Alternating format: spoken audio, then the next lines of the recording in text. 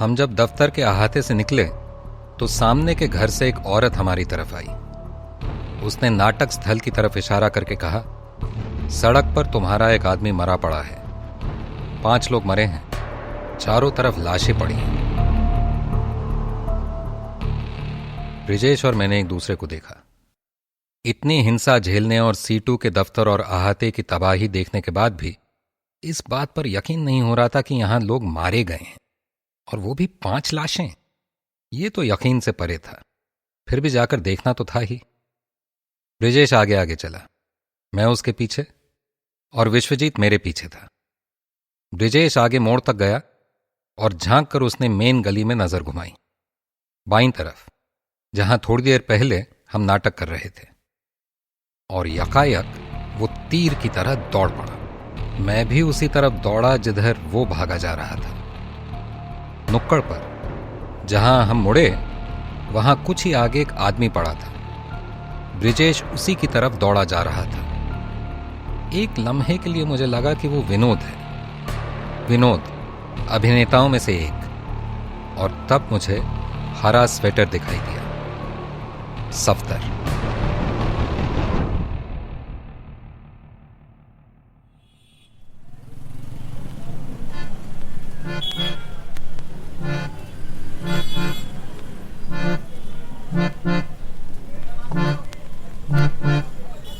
हल्ला बोल भाई हल्ला बोल भाई हल्ला बोल भाई हल्ला बोल, हल्ला बोल भाई हल्ला बोल भाई हल्ला बोल भाई हल्ला बोल।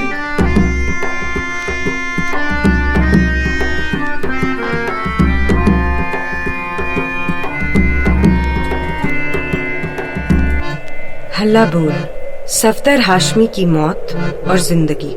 हल्ला बोल भाई हल्ला बोल भाई हल्ला बोल भाई हल्ला बोल, हल्ला बोल भाई हल्ला बोल भाई हल्ला बोल भाई हल्ला बोल।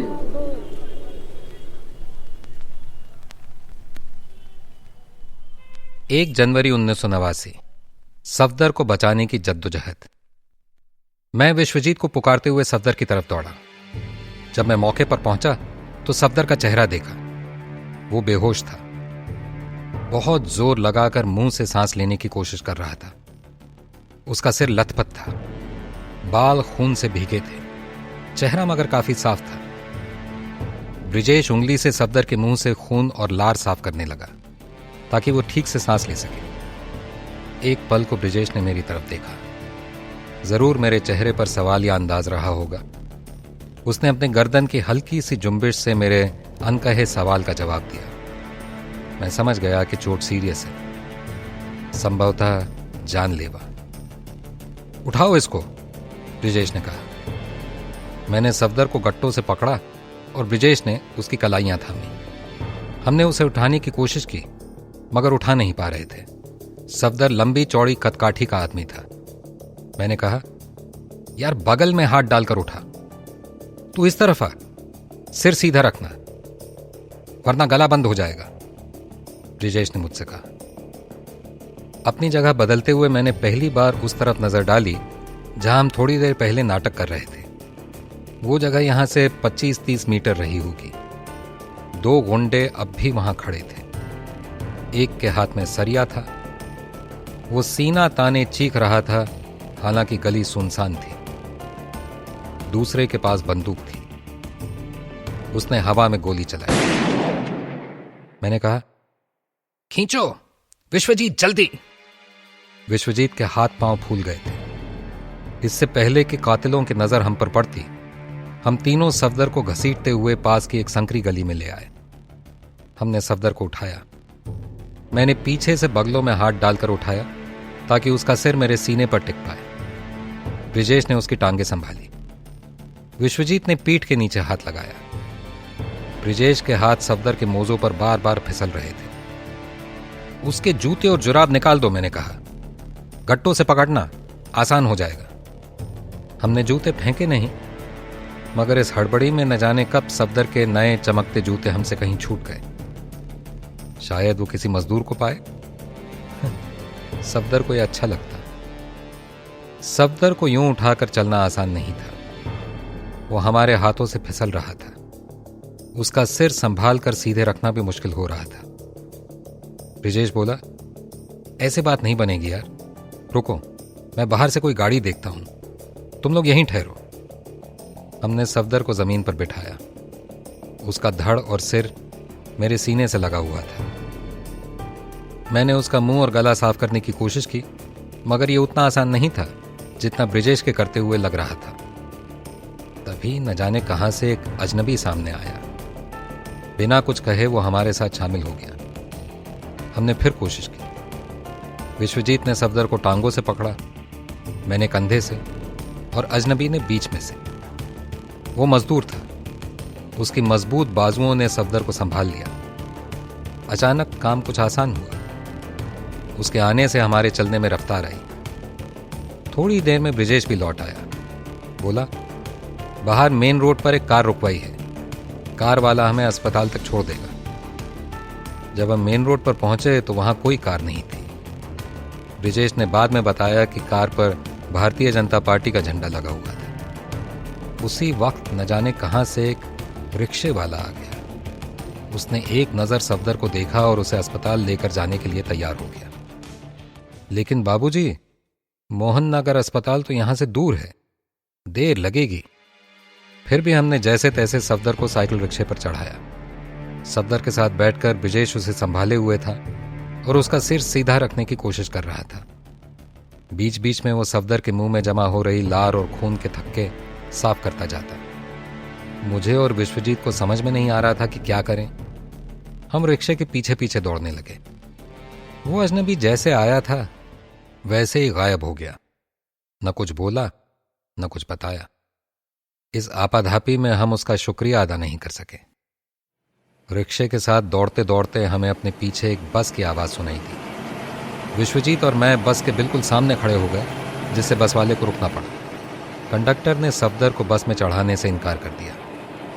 हमने बहुत मिन्नत गुजारिश की, मगर उसने एक न सुनी। मैंने ब्रिजेश से कहा, मैं मोहन नगर जाकर एम्बुलेंस लेकर आता हूँ, तू इसी तरफ चलना, मैं तुझे रास्ते में पकड़ लूँगा।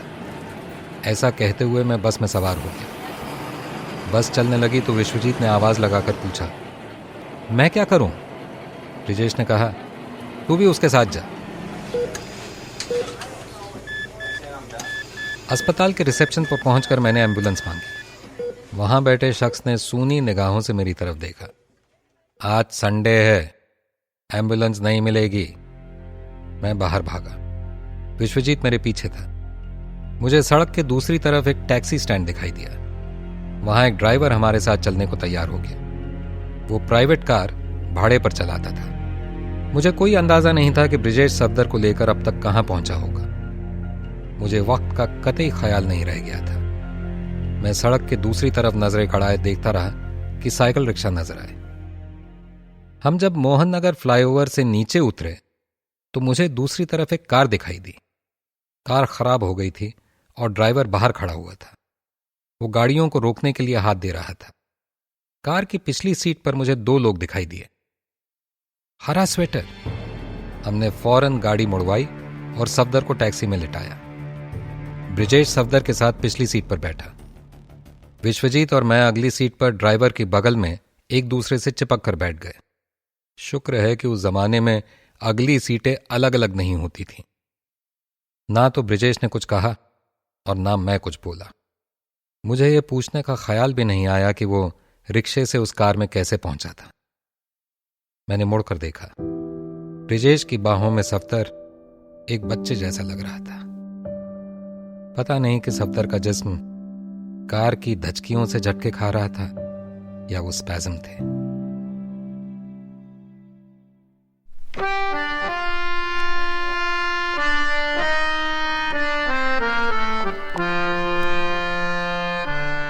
एक जनवरी 1989, मोहन नगर अस्पताल।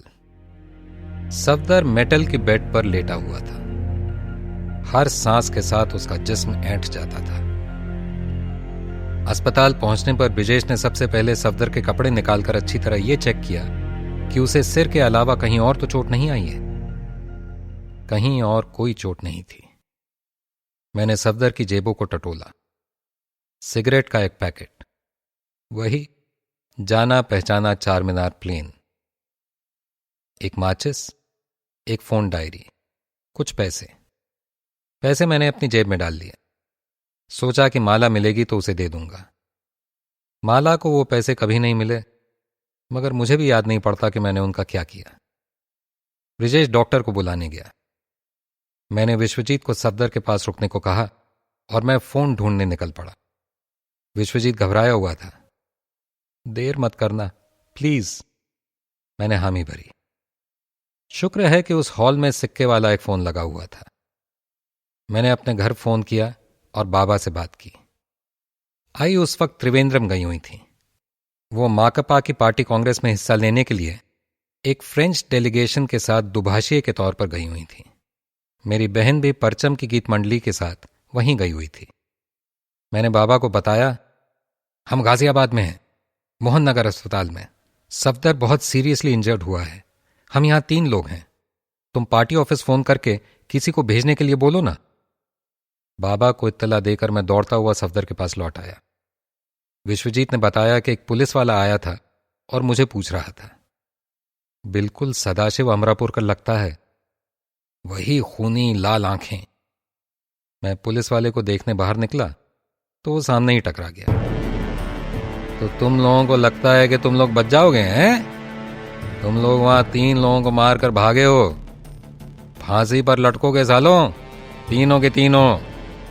मैंने हैरानी से उसकी तरफ देखा।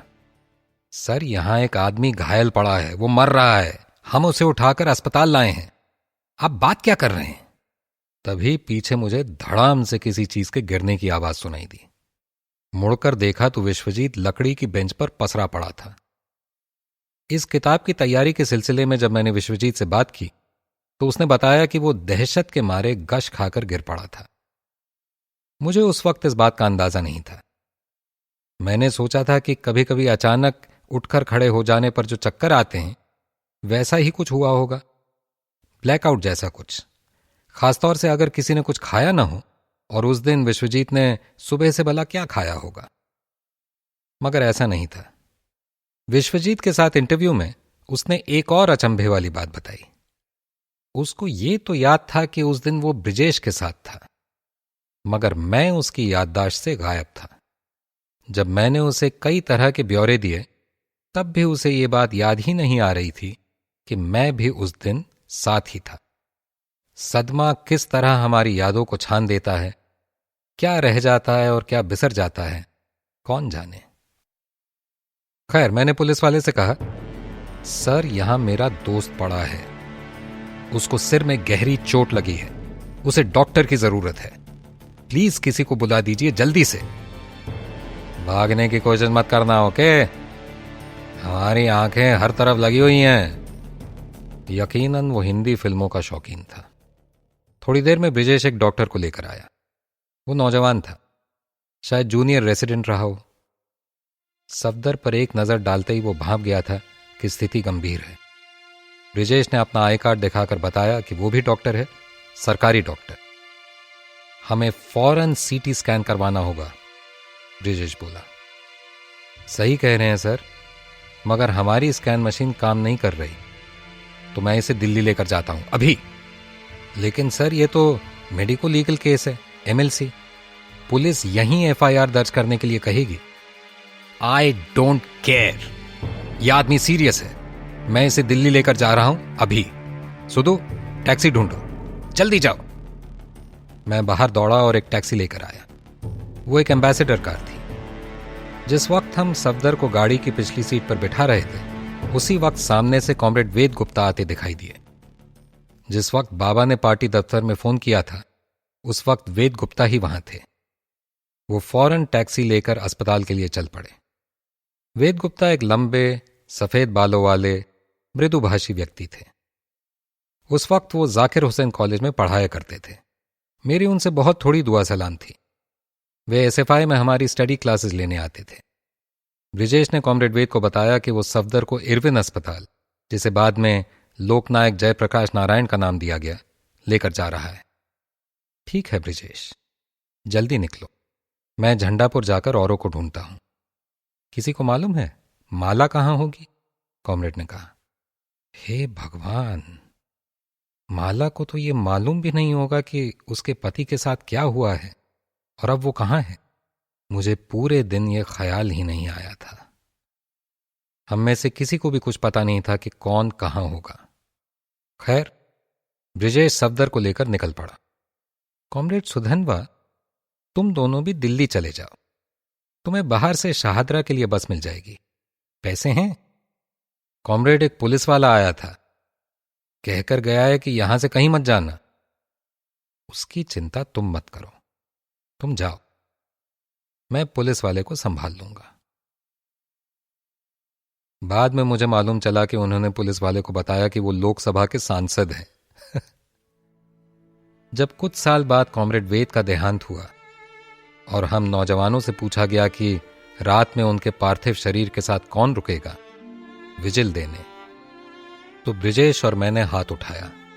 पार्टी ऑफिस में कॉमरेड वेद का शव लाल झंडे में लपेट कर रखा गया था। वेद की पत्नी बबली और बृंदा का रात भी वहीं थी। हड्डियां सर्द कर देने वाली वो रात हमने पार्टी ऑफिस में ही गुजारी। ब्रिजेश और मैं लाल कमीज पहने कॉमरेड वेद के दाएं बाएं खड़े थे। एक वेद की दाहिनी तरफ और एक बाईं तरफ था। बबली वेद को याद किए जा रही थीं और बृंदा उन्हें संभाले हुए साथ बैठी थी। बबली बोल रही थीं, वेद को सफदर से बड़ा लगाव था। ये हिंदी टाइपराइटर देखती हो, ये सफदर ने दिया था पार्टी ऑफिस को। उसके कत्ल के बस थोड़े दिन पहले उसे टेलीविजन का कोई असाइनमेंट मिला था, शायद उसी के पैसे से खरीदा था उसने ये। वेद घर में दफ्तर की बातें नहीं किया करते थे, पर उस दिन उन्होंने सफदर के बारे में, पार्टी के बारे में, उसकी लगन के बारे में खूब देर तक बात की थी। सफदर कितना जिंदा दिल था, बार बार कहते थे। मालूम है वेद सफदर को क्या कहा करते थे? रंगीन मिजाज फकीर। सफदर की हत्या के बाद वेद बेहद गुस्सा थे। तुम सोच सकते हो, इतना शांत कोमल सा आदमी कभी गुस्से में भी आया होगा? अगर मैंने कभी उनको सचमुच आग बबूला होते देखा तो उसी दिन, जब उन लोगों ने सफदर को मार दिया।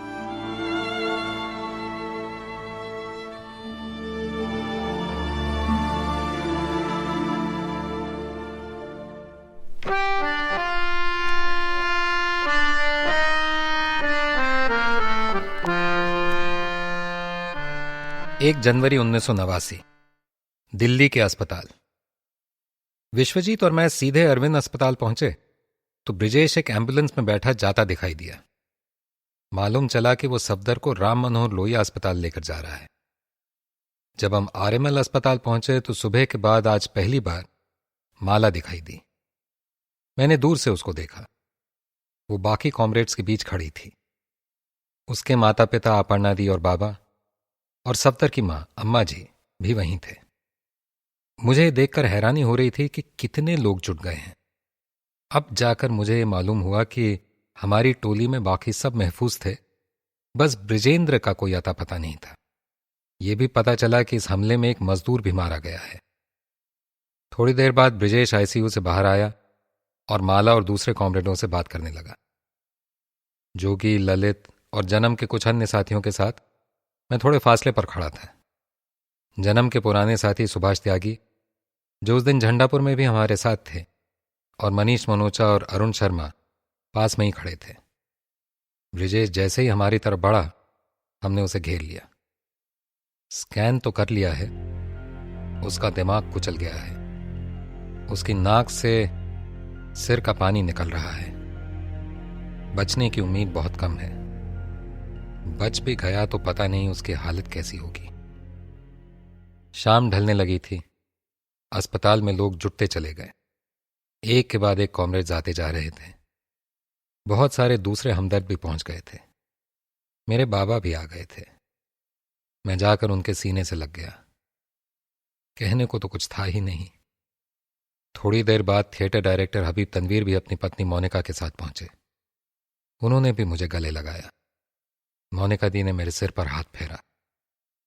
हिम्मत रखो, हिम्मत रखो। शाम घिरने लगी थी और भीड़ बढ़ती जा रही थी। हर एक के चेहरे पर एक मातमी सन्नाटा था। कोई कुछ बोलता न था।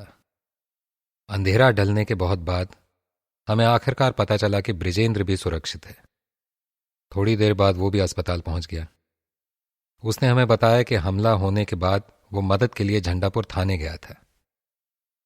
पुलिस वालों ने नाटक मंडली के लोगों की मदद के लिए टीम भेजने के बजाय उसी को थाने में बंद कर लिया। शाम को उसे छोड़ा।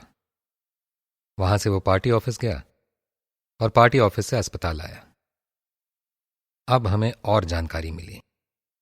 बंदूक की गोली से मारे गए मजदूर का नाम राम बहादुर था। वो नेपाल से आया एक नौजवान मजदूर था जो पास ही की एक फैक्ट्री में काम करता था। लोगों में दहशत फैलाने के लिए उसे मारा गया था। उस बेचारे का तो किसी से कुछ लेना देना नहीं था। रात को तकरीबन 10 बजे माला हमारे पास आई। यूं इंतजार करते रहने का कोई फायदा नहीं है, तुम लोग जाओ, थोड़ी देर सो लो। कुछ खाया? जाओ कहीं से खाने का इंतजाम करो। कैसे हैं? अभी जाओ, सुबह आ जाना। बृजेंद्र, जोगी, ललित और मैं अस्पताल से चल पड़े। भूख तो खैर किसी को थी नहीं, मगर ललित ने जोर दिया कि हमें कुछ तो खा ही लेना चाहिए। हमें पास ही एक ढाबा मिल गया और हमने कुछ दाल रोटी खा ली। सुबह के बिस्कुटों के बाद ये पहला निवाला था जो हमारे हलक में गया था। हमने रात विट्ठल भाई पटेल हाउस में DYFI के दफ्तर में गुजारी। ललित ने दफ्तर हमारे लिए खुलवा कर रखा था। एक कॉमरेड वहां पर होल टाइमर थे, जन्म के साथ ही सोमन के छोटे भाई। उन्होंने हमें 2 कंबल दिए। जोगी, बृजेंद्र और मैं रात भर वहीं रहे। ललित कॉमरेड के घर चला गया। मुझे लग नहीं रहा था कि नींद आएगी, पर जैसे ही मैं लेटा मानो काठ का हो गया था।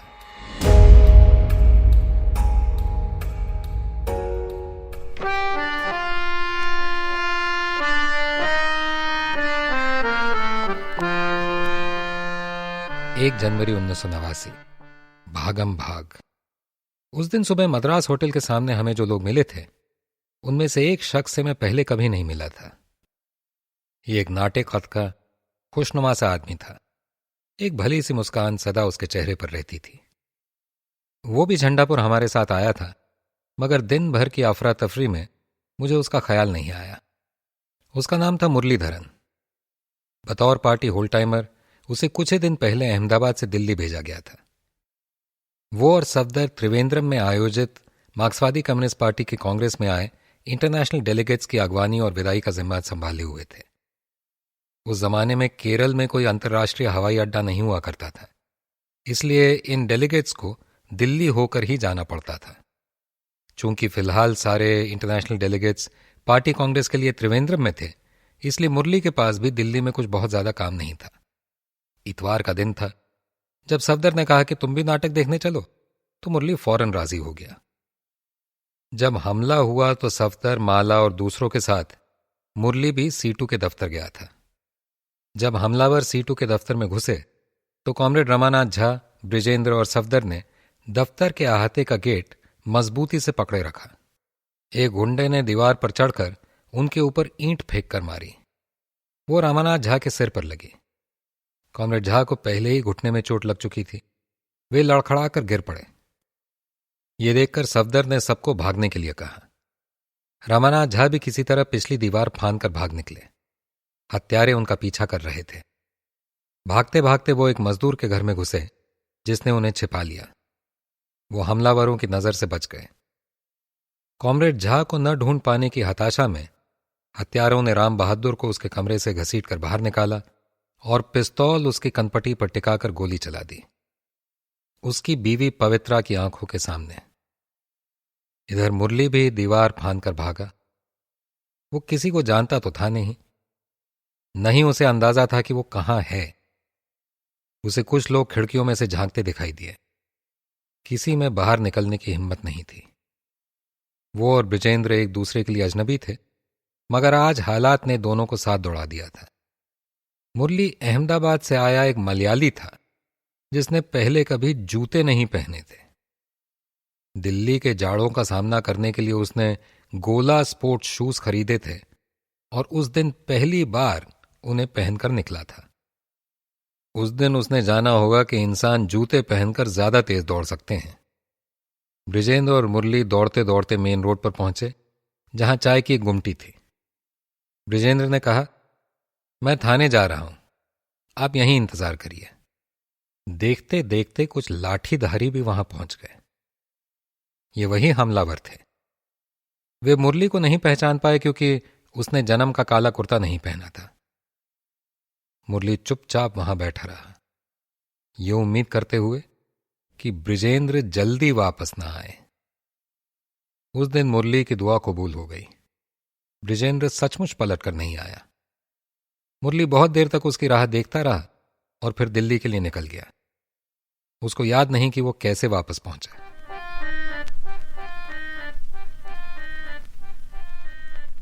जब बृजेंद्र दौड़ा जा रहा था, रास्ते में साइकिल पर सवार एक आदमी ने उसे थाने तक अपने पीछे बिठा लिया।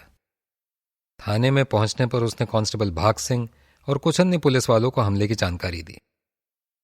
भाग सिंह बोला, हाँ पता है, हमें रिपोर्ट मिल गई है, तो आराम से बैठ, चाहे तो उल्टा चला जा, हमने पुलिस पार्टी रवाना कर दी है। बृजेंद्र को यह सुनकर थोड़ी तसल्ली मिली। वो बेंच पर बैठ गया और सोचने लगा कि आगे क्या करना है। उसने लौटने के बारे में सोचा। अगर पुलिस झंडापुर पहुंच चुकी है तो वो दूसरों को भी ढूंढ सकता है। मगर तभी 3-4 कारों में सवार बहुत सारे गुंडे वहां आ धमके। उनकी नजर बृजेंद्र पर पड़ी। उनमें से एक ने अपने सर पर लगी खरोंच पर उंगली रखकर कहा, इसी हरामी ने मुझे लाठी मारी थी। हम पर हमला करने वालों में ये भी था, ये सब दिल्ली से आए हैं, हमारे बहुत सारे लोग घायल हुए हैं। बृजेंद्र ने इस बात का विरोध किया तो कांस्टेबल ने उसी को 4-5 थप्पड़ लगा दिए। नीचे बैठ मादर चौथ, ये थाना है, तेरे बाप का घर नहीं है। फिर उसे न जाने क्या सूझी और उसने बृजेंद्र को लॉकअप में बंद कर दिया। चंद मिनट बाद उसे लॉकअप से निकालकर फर्श पर बैठने को कहा। पुलिस वालों ने बृजेंद्र को वहीं घेर लिया। उसकी आंखों के सामने हमलावरों ने कांस्टेबल रामस्वरूप को नोटों की एक गड्डी थमाई। पुलिस की इसी मुस्तैदी का नतीजा था कि बृजेंद्र को शाम तक थाने में बिठाकर रखा गया। उसे पेशाब करने के लिए भी नहीं जाने दिया। उसे तब छोड़ा गया जब पीएसी के जवान मौके पर पहुंचे। थाने से निकलकर बृजेंद्र मेन रोड पर आया, जहां उसे डीटीसी की हसनपुर डिपो की एक बस दिखाई दी। उसने हाथ देकर बस रुकवाई और कंडक्टर को बताया कि गुंडों ने उसके पैसे छीन लिए हैं। जाड़ों की ठिठुरती शाम को वो केवल एक कुर्ते और जीन्स में सड़क पर खड़ा था, इसलिए कंडक्टर को उसकी कहानी काबिले यकीन लगी। बस कंडक्टर ने उसे लिफ्ट दे दी और आखिरकार वो वीपी हाउस स्थित पार्टी ऑफिस पहुंच गया।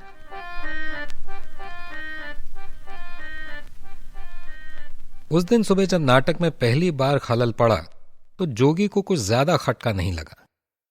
उसने सोचा, सफदर तो है ही, संभाल लेगा। चुनाचे जब उन लोगों ने बाकायदा हमला बोल दिया तो उसको बड़ा झटका लगा था। दर्शक तो पलक झपकते मौके से गायब हो गए थे। औरतें, बच्चे, मर्द सब इधर उधर भागे जाते थे। वो भी उन लोगों में से एक था जो सफदर के साथ सीटू के दफ्तर गए। उसे दिवाकर, विनोद, बृजेंद्र, माला, शिखा, प्राची, इन सब के बारे में याद है। जब सीटू के दफ्तर पर हमला हुआ तो सफदर ने सबको पीछे की दीवार फांदकर भागने के लिए कहा। जब जोगी भागा तो उसके पास नाटक का एक डंडा अभी भी था। एक आदमी उसको मारने के लिए पीछे दौड़ा आ रहा था। जोगी ने डंडा उसकी ओर फेंका, जो हमलावर की टांगों में जाकर लगा। वो लड़खड़ाकर गिर पड़ा, जिससे जोगी को भागने का मौका मिला। किसी ने अपने छोटे से कमरे का दरवाजा खोलकर उसे अंदर छिपा लिया और दरवाजा बंद कर दिया। तभी कहीं एक गोली चली। जोगी की रूह कांप गई। गोली के धमाके के बाद जो सन्नाटा फैला, उसमें उसे अपनी सांस तक सुनाई पड़ने लगी, और कुछ नहीं। उसकी जान बचाने वाले ने थोड़ी देर बाद दिवाकर को और कुछ देर बाद विनोद को भी अपने कमरे में छिपा लिया। जोगी, दिवाकर और विनोद तीनों बिल्कुल खामोश थे। उनमें एक दूसरे से बात करने की भी हिम्मत नहीं थी। यहां उन्होंने अपने काले कुर्ते उतार कर अपने नॉर्मल कपड़े पहन लिए जो उन्हें ऑफिस से मिले थे। उनको पनाह देने वाले ने पानी की एक बाल्टी और मग भी उन्हें दे दिया पीने के लिए। वे वहां कब तक, कितनी देर तक बंद रहे, जोगी को याद नहीं। शायद 20 मिनट, शायद 2 घंटे। आखिरकार उस आदमी ने कमरे का दरवाजा खोला। कॉमरेड, वो लोग जा चुके हैं, अब आप लोग निकल जाओ। ये वाली गली पकड़ लो, देख कर जाना।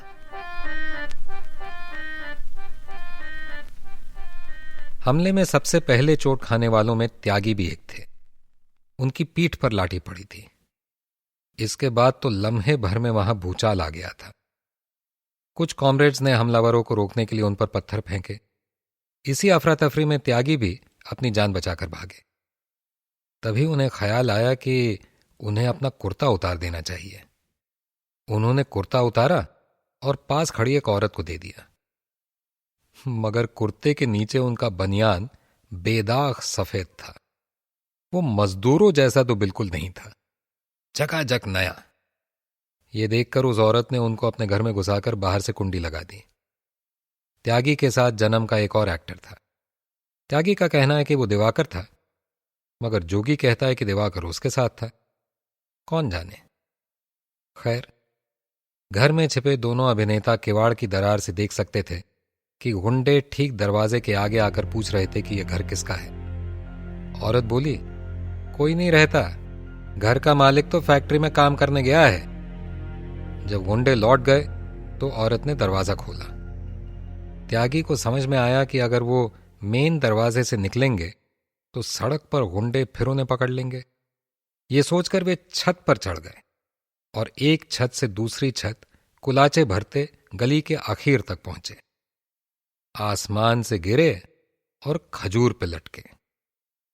छतों को फांदते फांदते जब त्यागी और उनके साथी ने आखिरी छत से नीचे छलांग लगाई तो पता चला वो एक गुंडे के घर जा पहुंचे थे। यही हैं, पकड़ो सालों को, गुंडे चिल्लाए। तब त्यागी 47 साल के थे, पर गजब के फुर्तीले। उन्होंने गुंडों को पछाड़ दिया। दूसरा एक्टर तो वैसे भी नौजवान था, इसलिए तेजी से भाग निकला। जैसे तैसे वे हमलावरों को छकाते हुए मेन रोड पर पहुंचे, जहां आकर उन्हें किसी ने कहा कि 3 लोग मारे गए हैं। उनके पास इस खबर की तस्दीक करने का कोई जरिया नहीं था। न ही यह पता चल सकता था कि अगर वाकई लोग मरे हैं तो वे कौन हैं। उन्हें जो भी पहली बस दिखाई दी वे उसमें सवार हो गए। इस बस ने उन्हें शाहदरा छोड़ा, जहां से वे पार्टी ऑफिस पहुंचे। यहां आकर उन्हें पहली बार पता चला कि सफदर को गहरी चोटें आई हैं और उसे इरविन अस्पताल में दाखिल कराया गया है। जब वे अस्पताल पहुंचे तो मालूम हुआ कि सीटी स्कैन मशीन काम नहीं कर रही है, इसलिए सफदर को आरएमएल अस्पताल भेजना होगा। उसी वक्त कुछ पत्रकार आ पहुंचे। इरविन अस्पताल के डॉक्टरों ने कहा कि अगर फोटोग्राफरों ने एक भी तस्वीर ली तो सफदर को अस्पताल में ही रखना होगा, वे उसे आरएमएल अस्पताल नहीं भेज पाएंगे। इस पर त्यागी ने हाथ जोड़कर प्रेस वालों से बात की और उनसे विनती की कि वे तस्वीरें न लें। शुक्र है कि उन्होंने त्यागी की बात मान ली। हमला होने पर औरों के साथ साथ ललित भी सीटू के दफ्तर में जा छिपा था। हमलावर उसकी भी जान के पीछे पड़े थे। तब वो भी माला, शिखा और प्राची के साथ पीछे की दीवार फांदकर एक घर में जा छिपा था। अगले कई घंटे वो लड़कियों के साथ वहीं बंद रहा।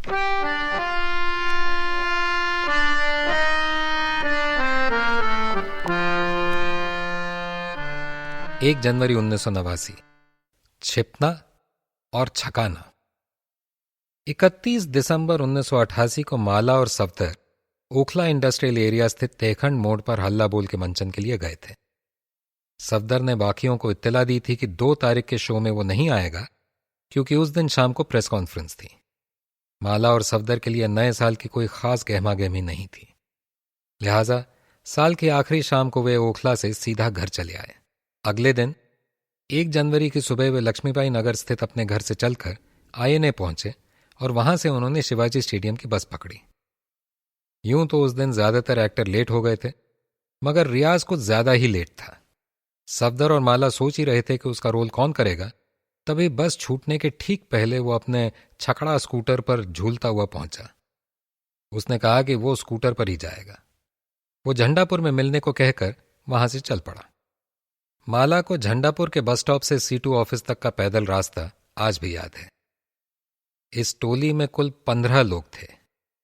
ब्रिजेंद्र, ब्रिजेश, दिवाकर, जोगी, ललित, माला, मुरली, प्राची, रियाज, सफ्तर, शिखा, सुधनवा, त्यागी, विनोद और विश्वजीत। माला बताती है कि जब नाटक शुरू हुआ उस वक्त सफदर और मुरली सीटू के कॉमरेड रमानाथ झा के साथ चाय की दुकान पर खड़े थे। जब पहली बार नाटक में खलल पड़ा तो माला को ऐसा नहीं लगा था कि इसमें कुछ खतरे की बात है। एक्टिंग के दायरे के भीतर से उसके लिए यह अंदाजा लगा पाना मुश्किल था कि कितने लोग हम पर नजरें जमाए हुए थे। जब नाटक बीच में रुका तो उसने देखा कि सफदर और रमानाथ झा जाकर कुछ लोगों से बात कर रहे हैं। महज कुछ मिनटों के भीतर सफदर ने नाटक जारी रखने का इशारा किया। जोगी ने फिर से ढोल पर थाप दी और एक्टर्स वहीं से अपना अपना किरदार लेकर चल पड़े जहां वे रुके थे। इस बार उन्होंने 2-3 मिनट का नाटक खेला होगा। तभी माला को कुछ खटका। उसे कुछ हलचल महसूस हुई। ऐसा लगा कि दर्शक बेचैन हो रहे हैं। तभी उसे सरिये और लाठियां लिए बहुत से लोग आते दिखाई दिए। उसके बाद सब कुछ धुंधलाता चला गया। उसको याद पड़ता है कि किसी ने बेंच उठाकर रमानाथ झा की टांगों पर दे मारा था। इस अफरा तफरी में माला की नजर नाटक की प्रॉपर्टीज पर थी। उसने फटाफट सब कुछ इकट्ठा किया और बगल में इस्त्री वाली की दुकान में घुस गई। नाटक दुकान के ठीक सामने हो रहा था। उसने प्राची और शिखा को खासतौर से अपने साथ रखा। तभी सफदर आया। माला ने देखा कि उसके साथ धक्का मुक्की हुई है या वो कहीं गिर पड़ा था, क्योंकि उसकी ऐनक जमीन पर पड़ी थी। ऐनक को उठाने का कोई मतलब नहीं था, वो चूर चूर हो चुकी थी। तब पहली बार माला को खतरे का अंदेशा हुआ। सफदर ने कहा कि सब सीटू दफ्तर चलो। दफ्तर में पहुंचकर माला ने देखा कि कॉमरेड जदुमनी बेहरा के सिर में चोट लगी थी। माला ने देखा कि उनका घाव गहरा था। उस चोट का गड्ढा कॉमरेड बेहरा की खोपड़ी पर आज भी मौजूद है। माला ने कॉमरेड बेहरा की चोट साफ की और खून को रोकने की कोशिश की। कुछ सोचने का वक्त नहीं था। उसके हाथ खुद ब खुद चल रहे थे। हमलावरों की आवाज पास आती जा रही थी। दफ्तर के दरवाजे की भीतर की कुंडी टूटी हुई थी। सफदर ने माला की तरफ देखा। मैं दरवाजा अंदर से पकड़ता हूं, तुम लड़कियों को लेकर पीछे से भागो। माला, प्राची और शिखा पीछे की दीवार फांदकर दूसरी तरफ पहुंचे। बाकी कॉमरेड्स भी उनके पीछे पीछे निकलने लगे। यहां से लोग अलग अलग दिशाओं में बट गए। कोई इधर भागा तो कोई उधर। ललित भी माला, प्राची और शिखा के साथ हो लिया। माला को याद है कि ज्यादातर मकान कम ऊंचाई के और अधिकांशतः एक मंजिला थे। सभी की दीवारें छोटी थीं। बहुत सारे प्लॉट खाली पड़े थे। एक खाली प्लॉट को पार करके उन्होंने किसी के घर पे दस्तक दी। दरवाजा नहीं खुला। माला ने 2 और दरवाजों पर दस्तक दी। यहां भी कोई जवाब नहीं मिला। तब उसकी नजर एक और मकान पर पड़ी जिसका दरवाजा खुला हुआ सा लग रहा था। दरवाजे को धक्का देकर ये चारों भीतर दाखिल हो गए। माला ने अंदर जाकर झट से कुंडी लगा ली। वहां एक औरत अपना एक छोटा सा बच्चा लिए बैठी थी। एक और कमरा था जिस पर ताला लगा था। बाईं तरफ रसोई थी और दाहिनी तरफ टॉयलेट था। दोनों में जाने के लिए कमरे से बाहर निकलना जरूरी था। माला उस औरत से मुखातिब हुई। गुंडे हमारे पीछे पड़े हैं। मेहरबानी करके एक कमरा खोल दो और हमें भीतर बंद कर दो। हम जरा सी भी आवाज नहीं करेंगे। उस भली औरत ने माला का कहा किया। बाद में पता चला कि जिस कमरे पर ताला लगा था वो एक किराएदार का था जो उस वक्त अपने गांव गया हुआ था। कमरा लगभग सूना था। न कोई फर्नीचर था, सिर्फ फर्श पर एक दरी बिछी हुई थी। तालाबंद कमरे के भीतर चारों ये कल्पना करते बैठे रहे कि बाहर क्या हो रहा होगा। उन्हें शोर सुनाई दे रहा था। धुंधली धुंधली चीख पुकार सुनाई पड़ रही थी। तकरीबन आधे घंटे बाद गोली चलने की आवाज आई। कमरे में ऊपर एक रोशनदान था। तीनों महिलाओं ने ललित को ऊपर उठाया ताकि वो उससे बाहर देख सके। उनकी कोशिश ज्यादा कामयाब नहीं हो पाई। रोशनदान में सीमेंट की जाली लगी थी और उसके सुराख छोटे थे। ललित को कुछ दिखाई नहीं दिया। इसी बीच उन्हें लगा कि घर में कोई आदमी दाखिल हुआ है। शायद उस औरत का पति रहा होगा। फिर उन्हें पास ही में शोर सुनाई पड़ने लगा। कुछ आदमी, शायद आधा दर्जन लोग, इधर से उधर आते जाते सुनाई पड़ रहे थे। वे पूछ रहे थे कि काले कुर्ते वाली औरतें किस तरफ गई हैं। माला और बाकियों ने काले कुर्ते के नीचे स्वेटर पहने हुए थे। उन्होंने कुर्ता और स्वेटर निकाले और कुर्ते के ऊपर स्वेटर पहन लिया। भेष बदलने की यह कोशिश स्वाभाविक थी। वो महिला कमरे में आई और उसने कहा कि वो उन्हें बाहर नहीं जाने देगी, खतरा है। माला ने भी कहा कि हां, कोई बाहर जाने वाला नहीं है। चारों लोग चुपचाप सांस थामे बैठे रहे। गोली की पहली आवाज के तकरीबन 1.5 घंटे बाद उन्हें एक बार फिर गोली चलने की आवाज सुनाई थी।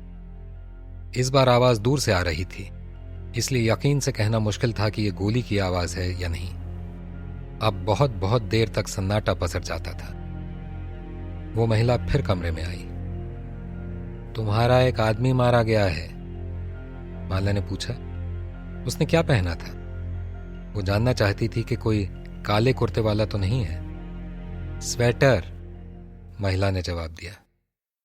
बीच में किसी समय उन्हें रियाज के स्कूटर की आवाज सुनाई पड़ी थी। तकरीबन 3-3.5 घंटे बाद माला बाहर निकली। उसने बाथरूम में जाकर उसके रोशनदान से बाहर झांक कर देखा। रियाज पास से ही गुजर रहा था। फिर दिवाकर भी दिखाई दिया, मगर दोनों साथ साथ नहीं जा रहे थे। एक बार फिर सन्नाटा पसर गया था। हवा में अभी भी तनाव था। माला को कोई डर तो नहीं था, मगर दूसरों की हिफाजत को लेकर वो बेचैन थी। कुछ पता नहीं था कि बाकी कौन कहां है। नहीं उन्हें यह अंदाजा था कि उन्हें कब तक यहां छिपना पड़ेगा। आगे क्या होगा क्या नहीं। माला ने कहा कि वो लोग दिन ढलने के बाद ही वहां से निकलेंगे। किसी ने विरोध नहीं किया। लड़कियां बाथरूम जाना चाहती थीं। इसके लिए उस महिला ने उन्हें एक बाल्टी दी। फिर उसने खाने को कुछ दिया, शायद भुने हुए चने। शाम को कॉमरेड वेद वहां पहुंचे।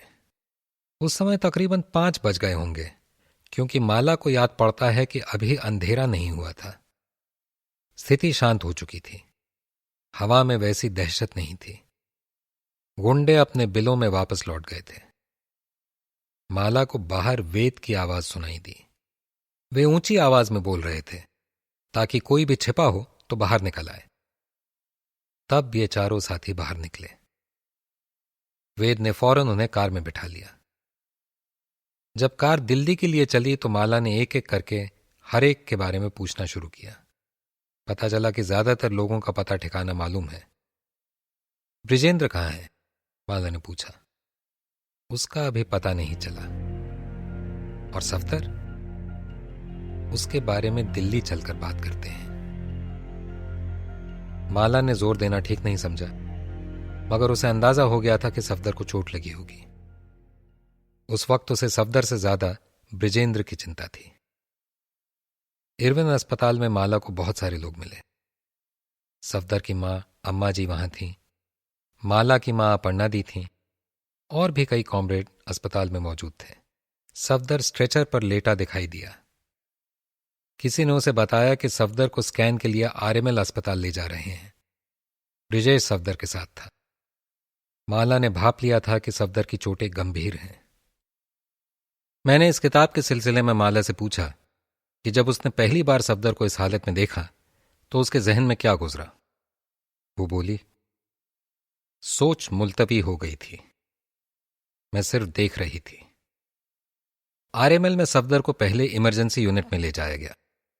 वहां पहले ही बहुत सारे लोग जमा थे।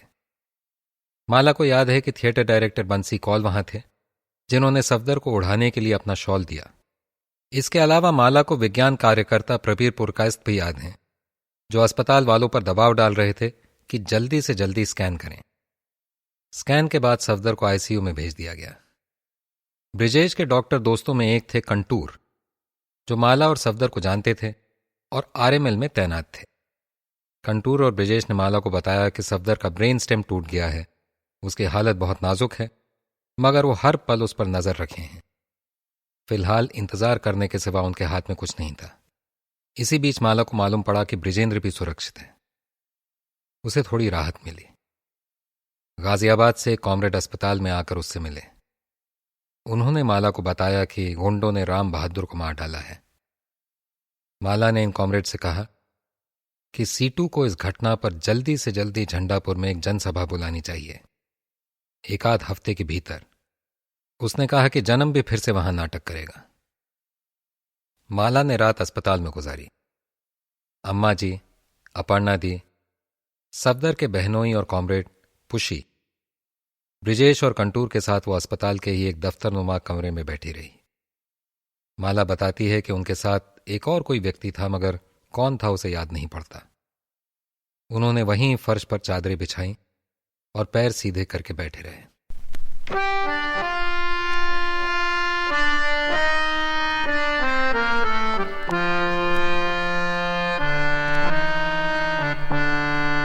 बोल हल्ला बोल, बोल हल्ला बोल, बोल हल्ला बोल, बोल हल्ला बोल, बोल हल्ला बोल, बोल हल्ला बोल, बोल हल्ला बोल, बोल हल्ला बोल, बोल हल्ला बोल, बोल हल्ला बोल, बोल हल्ला बोल, बोल हल्ला बोल।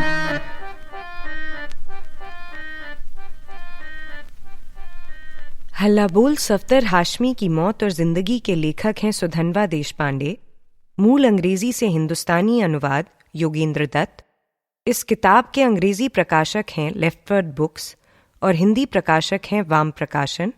इस पॉडकास्ट के प्रोडक्शन असिस्टेंट हैं Himanshu Singh, sound editor Dhruv Rai, photographer Tapesh Sharma, graphic design Sharna Dastoor. Podcast की रिकॉर्डिंग हर्ट साउंड स्टूडियो नई दिल्ली में हुई है। साउंड रिकॉर्डिंग और मास्टरिंग मोहम्मद हसन सिद्दीकी उर्फ हसन भाई। Signature tune MD Pallavi. Audio interviews के लिए आभार जननाट्य मंच और सुधन्वा देशपांडे। अन्य आभार काजल घोष, परचम, जननाट्य मंच, बैफुट, समीरा अयंगर, विनूता माल्या, हसन भाई का पूरा परिवार, अमृता सुभाष, रत्ना पाठक शाह और नसीरुद्दीन शाह। इस एपिसोड में आवाजें सुधन्वा देशपांडे और सानिया हाशमी। पॉडकास्ट के निर्देशक हैं आशीष पालीवाल और सुधन्वा देशपांडे और निर्माता हैं आशीष पालीवाल।